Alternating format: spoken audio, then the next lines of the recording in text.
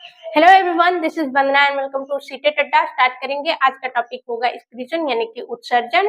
और इसमें आपको फिजिक्स, केमिस्ट्री, बायोलॉजी आपको सारी थ्योरी मिलेगी जो कि 6 to 8 एनसीईआरटी पर बेस्ड है।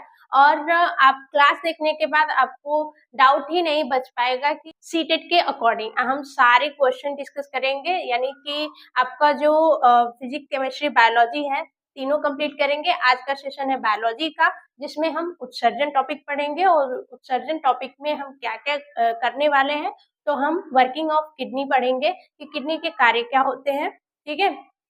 अपोहन करके एक टॉपिक होता है, उसे क्या बोलते हैं, उसमें क्या होता है। और प्यूरिफिकेशन ऑफ ब्लड में किडनी का क्या काम होता है वो जानेंगे। लास्ट हम में समझेंगे कि पौधों में उत्सर्जित क्या होता है। जैसे हम ह्यूमंस में जो यूरिन उत्सर्जित होता है, हम यूरिन हमारी बॉडी से बाहर निकलता है, तो पौधों में क्या उत्सर्जित होता है उसके बारे में जानेंगे। तो फटाफट से स्टार्ट कर लेते हैं। जो लोग चैनल पे नए हैं तो चैनल को सब्सक्राइब करके बेल आइकन को प्रेस कर लीजिए, जिससे अपडेट आप तक सबसे पहले पहुंच जाए। और शेयर कर दीजिए अपने सभी दोस्तों तक जो लोग भी सीटेट की तैयारी कर रहे हैं, जो कि पेपर 2 की तैयारी कर रहे हैं और साइंस से हैं, जिसमें कि फिजिक्स, केमिस्ट्री, बायोलॉजी पूछा जाता है। तो उनके लिए बहुत ज्यादा हेल्पफुल होगा, क्योंकि हम इस तरीके से डिस्कस करना चाहते हैं ताकि चीजें दिमाग में बनी रहे, क्या क्या एक्टिविटी हमारी बॉडी में होती है। और इसके अकॉर्डिंग हम प्लांट्स से मैच करेंगे, प्लांट से कंपेयर करके समझेंगे। तो इस तरीके से हम करेंगे। फटाफट से स्टार्ट कर लेते हैं, ज्यादा टाइम न लेते हुए। हम पढ़ेंगे वर्किंग ऑफ किडनी। किडनी के कार्य क्या होते हैं? तो किडनी का कार्य होता है उत्सर्जी पदार्थों को क्या करना, उनको निकालना। तो उत्सर्जी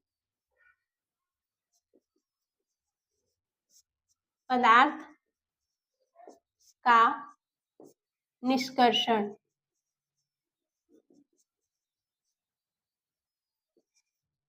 ठीक है। जिनका हमारी बॉडी में कोई काम नहीं है, उनको बाहर निकालना क्या काम है, किसका काम है? किडनी का। ठीक है। दूसरा क्या होता है? एब्जॉर्प्शन ऑफ वाटर, यानी कि जल का अवशोषण। जल को अवशोषित भी करता है। तीसरा, रक्तचाप को नियंत्रित करता है, यानी कि ब्लड का रक्त चाप को नियंत्रित करना। ठीक है। ये 3 काम होता है। हमारा जो शरीर है, इसमें ब्लड कितना होता है? तो हमारे शरीर में ब्लड होता है 5 से 6 लीटर। ठीक। 5 से 6 लीटर ब्लड होता है। और ब्लड में क्या होता है? प्लाज्मा।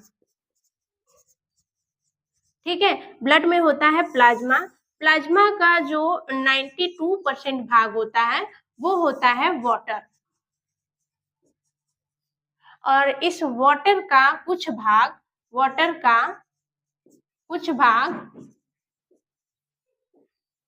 क्या करता है? किडनी बाहर कर देता है। कुछ भाग किडनी के द्वारा, यानी कि वृक्क के द्वारा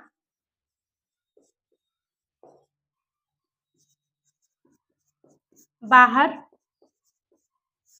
निकल जाता है। ठीक है। अब चलेंगे नेक्स्ट टॉपिक पे कि प्यूरिफिकेशन के बारे में समझेंगे कि प्यूरिफिकेशन में किडनी का क्या रोल है।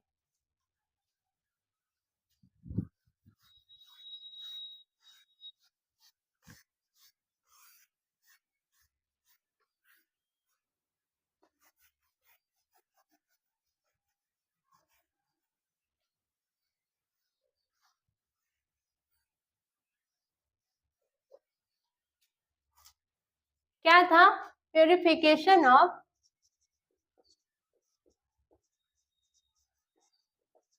Of blood. ठीक है। ब्लड को प्यूरिफाई करने में किडनी का क्या रोल है? तो ब्लड क्या होता है? ब्लड किससे किससे प्यूरिफाई होता है? एक होता है किडनी से, एक होता है लंग्स से। ठीक है। एक होता है वृक्क से, इसे बोलते हैं वृक्क, और इसे बोलते हैं फेफड़ा। किडनी से क्या होता है, अगर मान लीजिए क्वेश्चन हमें दे दिया और क्वेश्चन में बोलेगा कि प्यूरिफिकेशन ऑफ ब्लड यानी कि ब्लड का, रक्त का शुद्धिकरण किससे होता है, ऑप्शन में दे दिया, एक दे दिया वृक्क यानी कि किडनी और एक दे दिया फेफड़ा और एक दे दिया इनमें से कोई नहीं, कोई नहीं, चौथा दे दिया कि दोनों। ठीक है, पहला दूसरा, पहला दूसरा दोनों, ये तीसरा हो गया, ये चौथा हो गया। तो हमारा जो राइट आंसर होगा, अगर ऑप्शन में ध्यान रखेंगे, ऑप्शन में अगर किडनी नहीं दिया है तो हम फेफड़ा राइट आंसर मानेंगे। ठीक, अगर ऑप्शन में फेफड़ा नहीं दिया है तो किडनी राइट आंसर मानेंगे। ठीक है, इसको भी हटा देंगे। अगर ऑप्शन में सिर्फ यही 3 दिए हैं, किसको टिक करेंगे, सिर्फ किडनी को टिक करेंगे, किडनी को प्रायोरिटी देंगे। ठीक है, अगर किडनी नहीं दिया है तब हम फेफड़े को प्रायोरिटी देंगे। ठीक है, तो यहाँ पे ये ध्यान रखेंगे कि किस तरीके से हमें आंसर करना है। हमें पता तो है कि ब्लड को प्योरीफाई दोनों करते हैं और दोनों का काम क्या है, प्योरीफाई करना। तो हम आंसर सबसे पहले प्रायोरिटी किसको देंगे, किडनी को देंगे। अगर दोनों ऑप्शन में है तो पहले किडनी को प्रायोरिटी देंगे, अगर सिर्फ एक है, मान लीजिए ब्रिक नहीं है, फेफड़ा है, तो हम फेफड़े को राइट आंसर मानेंगे। ठीक है, अब चलते हैं नेक्स्ट टॉपिक पे। डायलिसिस क्या होता है?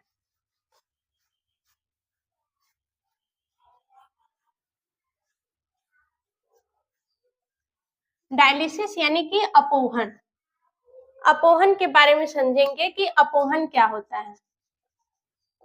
अपोहन यानी कि डायलिसिस। डायलिसिस क्या होता है, जैसे कि हमारे शरीर में जो उत्सर्जी पदार्थ हैं उनको मशीन द्वारा बाहर निकाला जाता है। ठीक है, अपोहन हमारे शरीर में उत्सर्जी पदार्थ को बाहर निकालने की प्रक्रिया है। ठीक है, अगर डायलाइजर की बात पूछे कि डायलाइजर क्या होता है, डायलाइजर तो ये क्या होता है, प्रक्रिया है जिसमें मशीन का प्रयोग किया जाता है।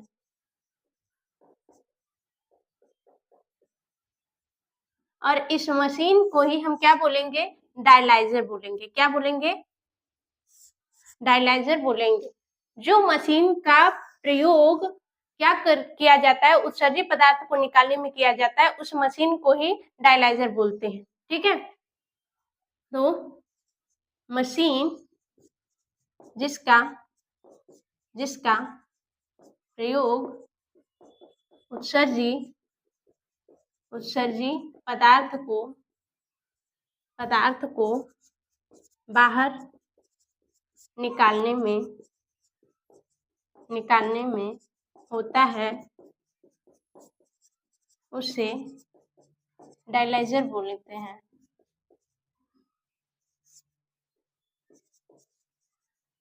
कहते हैं। ठीक, उसे क्या बोलते हैं, डायलाइजर बोलते हैं।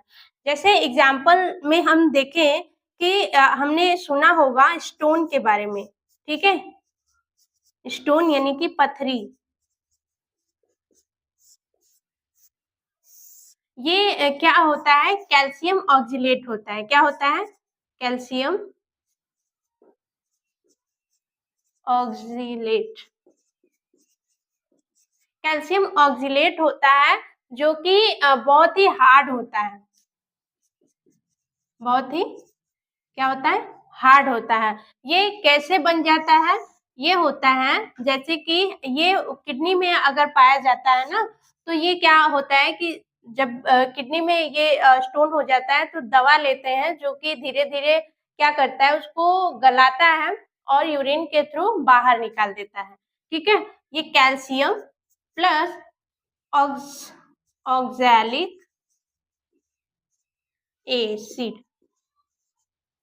से क्या हो जाता है? कैल्शियम ऑक्जिलेट बनता है। कैल्शियम ऑक्जिलेट कैल्शियम ऑक्जिलेट होता है जो कि स्टोन होता है। क्या होता है? एक स्टोन होता है जो कि बहुत ही हार्ड होता है। ठीक है? तो ये स्टोन जो होता है जब किडनी में होता है जैसे कि मैंने बताया, तो ये दवा के थ्रू ये बहुत ही हार्ड होता है और एक स्टोन होता है जो कि अ, अगर किडनी में हो जाए तो बहुत ही परेशानी होती है, पेट दर्द करेगा और भूख नहीं लगेगी, ठीक है? बहुत सारी दिक्कतें आती हैं जो कि क्या होता है धीरे-धीरे दवा लेने पे गलता है और यूरिन के थ्रू बाहर निकल जाता है। इतनी बात समझ में आ गई। नेक्स्ट देखेंगे कि हमारी किडनी की स्ट्रक्चरल यूनिट क्या होती है। तो हमारे किडनी में यहाँ पे एक छोटा-सा नोट लिखेंगे।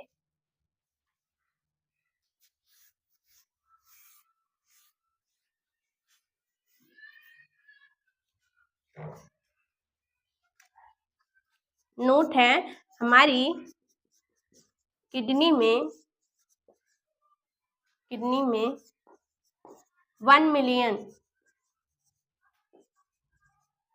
मिलियन छोटी-छोटी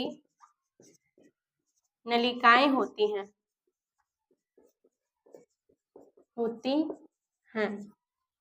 इन्हें नेफ्रॉन कहते हैं। नेफ्रॉन कहते हैं। ठीक है? इन्हें नेफ्रॉन कहते हैं और ये नेफ्रॉन जो होते हैं इन्हें ही हमारी किडनी का स्ट्रक्चरल एंड फंक्शनल यूनिट बोलते हैं। नेफ्रॉन को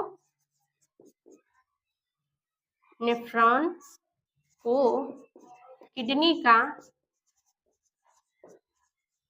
स्ट्रक्चरल एंड फंक्शनल यूनिट बोलते हैं, यूनिट कहते हैं। ठीक है? स्ट्रक्चरल एंड फंक्शनल यूनिट क्यों? क्योंकि जैसे कि एक दीवार है, दीवार की जो यूनिट होती है वो क्या होती है? ईंट होती है। यानी कि ईंट से ही मिलके क्या बनती है? पूरी दीवार। तो दीवार की यूनिट हो गई एक छोटी ईंट। तो उसी तरीके से हमारी किडनी की स्ट्रक्चरल एंड फंक्शनल यूनिट क्या होती है? किनको बोलते हैं? नेफ्रॉन को बोलते हैं।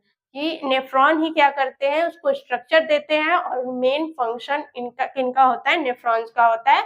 ये किस तरीके के? हम जो बालों में पिन लगाते हैं उस तरीके से होते हैं। ठीक है? इस तरीके से नेफ्रॉन्स होते हैं। ठीक है? हमारी किडनी में। ठीक है? ऐसे करके इस तरीके से होते हैं और हमारी किडनी मान लीजिए ऐसे होती है ना, ऐसे होती है। तो ये इस तरीके से होते हैं। ठीक है? पिन की तरह होते हैं जो हम अपने बालों में लगाते हैं। ठीक?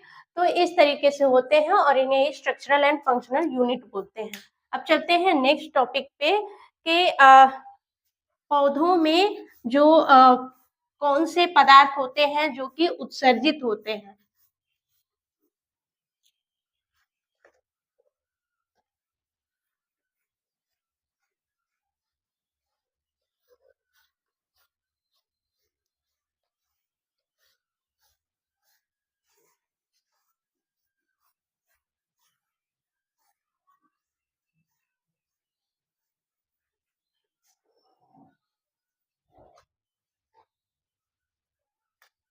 पौधों में उत्सर्जन। ठीक है? पौधों में उत्सर्जन अगर हम देखें तो पौधों में जो पत्तियां होती हैं और जैसे अगर हम देखें तो पौधों में गैसीय फॉर्म में भी उत्सर्जन होता है, लिक्विड में भी उत्सर्जन होता है और सॉलिड में भी उत्सर्जन होता है। ठीक है? तो देखेंगे कि गैसीय जो गैसीय उत्सर्जन होता है, गैसीय उत्सर्जन पौधों में क्या क्या होता है। गैसीय उत्सर्जन क्या होता है, ऑक्सीजन होता है, ठीक है, ऑक्सीजन।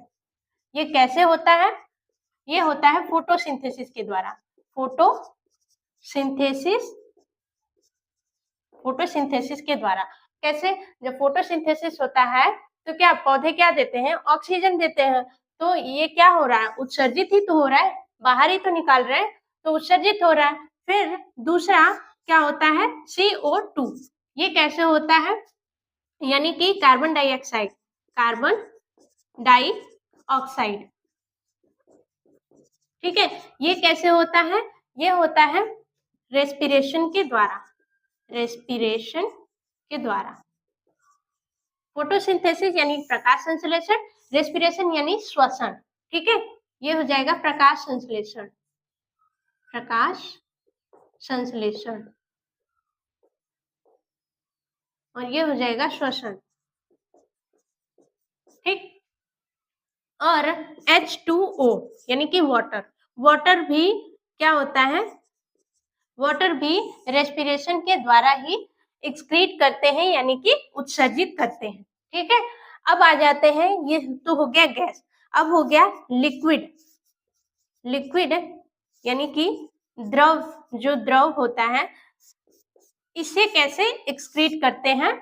तो जो द्रव होता है, द्रव को छाल को गिरा करके एक्सक्रीट करते हैं, फ्रूट को गिरा करके एक्सक्रीट करते हैं, जैसे छाल हो गए यानी और फल हो गए। इनसे क्या करते हैं, लिक्विड एक्सक्रीट करते हैं। फल में लिक्विड होता है, छाल में लिक्विड होता है। छाल में जैसे गोंद, गोंद देखा होगा आपने, पौधों में चिपक जाता है, ठीक है। तो ये गोंद जो होता है उन्हें छाल के थ्रू निकालते हैं। फ्रूट में हम देखते हैं कि फ्रूट में लिक्विड जैसा होता है, तो वो किसके थ्रू निकालते हैं, वो लिक्विड के फॉर्म में निकालते हैं, ठीक है।